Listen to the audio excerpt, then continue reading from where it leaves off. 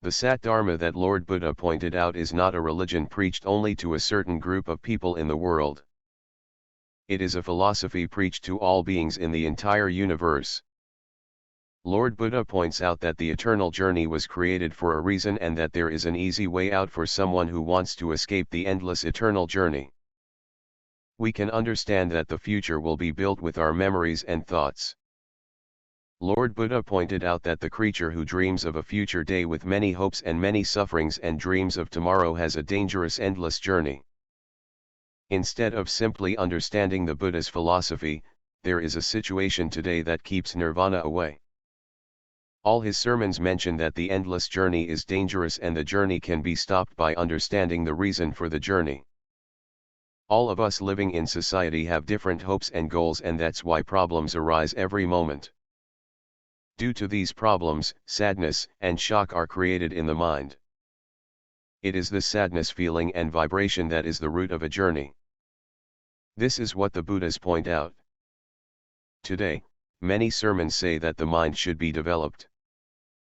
But, according to the Buddha's teachings, the mind that creates illusions should be removed from the understanding. The mind that causes the journey of the world is formed because of the two extremes of the goal, namely, liking and disliking. These two extremes are the Adala Dharma. The Buddha understood and explained with his eyes of wisdom a scientific program about the mind that prepared the journey of the world. That's why he mentioned in his sermon on Dhammsik Sutra that Chukhung Udapati, Vijay Udapati. His great Buddha wisdom can see everything. Everyone who follows the path of Dhamma can see this matter according to their own intelligence. It's an unprecedented vision that expands upon practice and understanding. Try to understand this scientific program yourself. The energy born in the mind cannot be identified with instruments. It is the most subtle energy. As well as the mind is also energy. Even if the binucleate energies cannot be understood, the Dharma can be understood. When the mind is formed because of a pleasant purpose or an unpleasant purpose, then energy is built accordingly. That strength can become another strength. That is the power of the eight-element energy. The mind and with the energy of the eight elements can absorb the subconscious energies released into the universe over the ages and transform it into relic energy of a certain density. Relic energy is a combination of mind energy, eight elements energy, and subconscious energy. Those relics also have secondary energy. As example, they are called red blood and white blood sperm.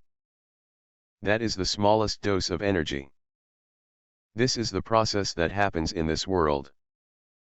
That is why it is said that there is no beings, only a process.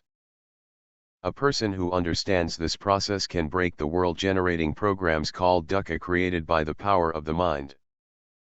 Then the hopeful consciousness will not be formed. When this is continuously used in abundance, at some point the mental energy stops being converted into above spiritual energy. This gives correct answers to everything like birth, reincarnation, evolution, etc. Scientifically it is like that, but theologically, what has to be done is very simple. As soon as a feeling comes, no matter what it first comes from both ends, knowing that it is a journey, seeing it as an inevitable suffering, is to stop it. Philosophy is to stop seeing and knowing. This is not a miracle. I mentioned before the method of comparing likes and dislikes with Ashtalika Dharma. The state of mind changes according to the percentage of likes and dislikes. There are tens of thousands of traits like this. Like-minded people attract like-minded people. Each thought called the world has different qualities. Traits becomes good or bad depending on how it reacts to emotions. To a large extent now the mind and the nature of the mind are understood. Try to see with understanding how the mind is formed in everyday life in a very small purpose and a very conflicting purpose.